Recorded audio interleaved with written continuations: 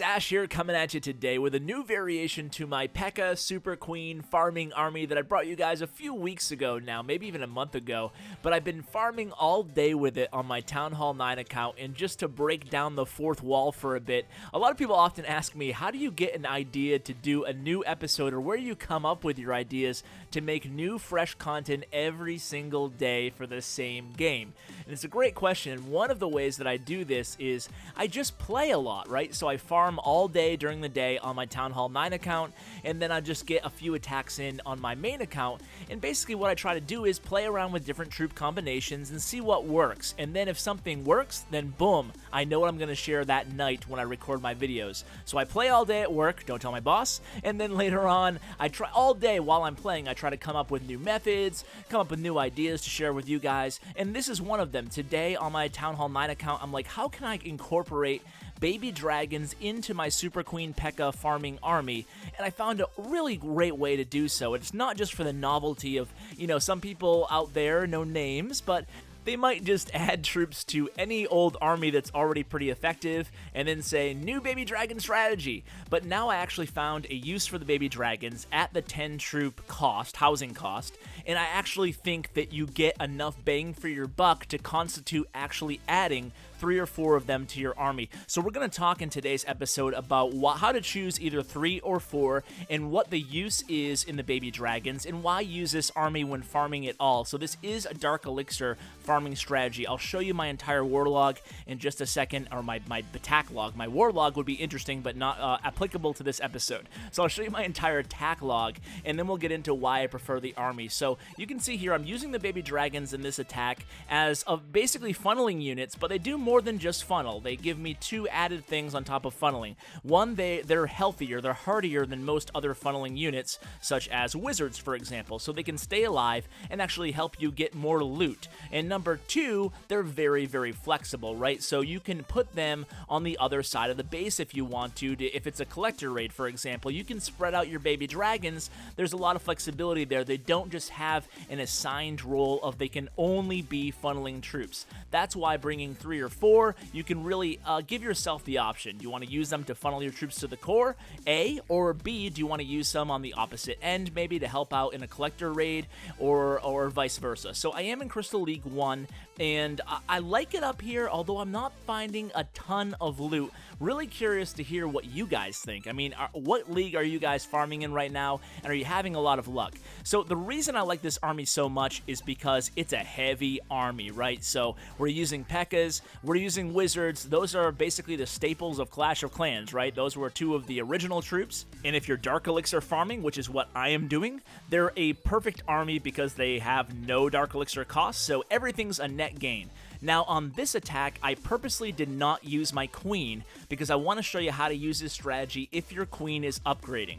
So here I'm going to use my baby dragons to create a funnel for my main tank melee troops. Then I'm going to choose to use, as I just discussed, my baby dragons on the opposite side of the base because this is a collector raid. And although I'm targeting Dark Elixir, I'm certainly not going to pass up a base like this.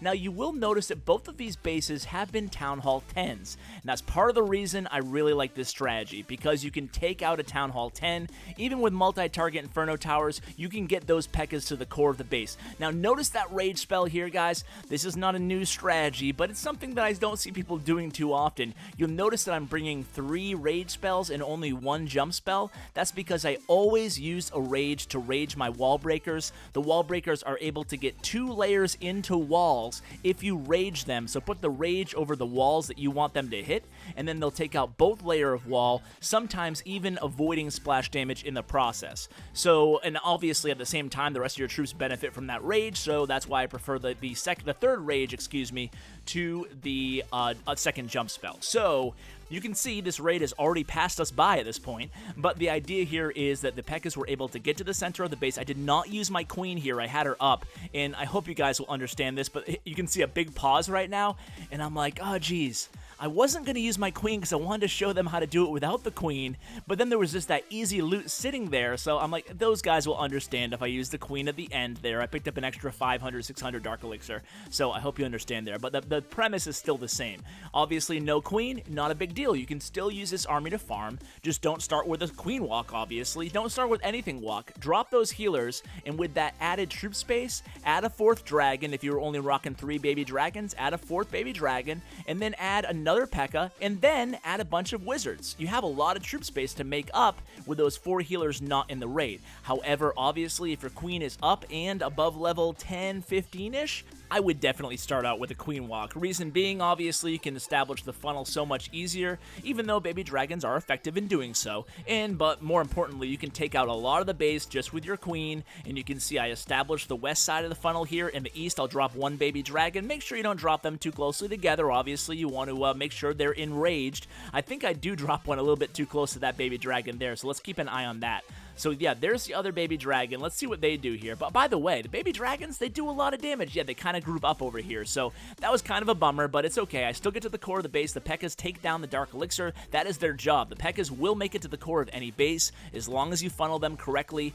And I guess, you know, before I end the episode, I should talk briefly about the strategy in general, although I will link you the link to the original Pekka Super Queen farming video I did. I love the strategy. It's a heavy army. It takes a little bit to cook, but it's all about funneling the Pekkas to the core of the base. You start with a Super Queen, and that's basically the queen and 4 healers. You start her in against the base in an area where hopefully she won't be targeted by the Expo, because that's going to do the most damage to her. And if your queen isn't available, I would bring 4 baby dragons to help with a funnel. If she is available, I'd bring 3. So what you want to do is start her in a relatively safe spot, find the easiest path to the Dark Elixir storage, and then allow her to walk in that direction. On the other side of the funnel, on the opposite side of that queen walk, you want to drop 1 of your baby dragons. That will be plenty. Then you can, like I said earlier, you can choose where you want to use your other 1 or 2 baby dragons after that, but they do a great job. They're great for farming. I honestly, I've come full circle on these baby dragons.